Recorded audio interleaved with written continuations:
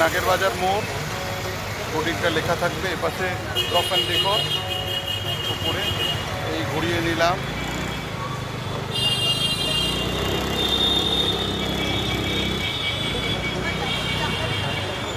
লোককে একটু জিজ্ঞাসা করতে হবে যে গোরক্ষবাসী রোডটা কোন। গোরক্ষবাসী রোড কি এটা?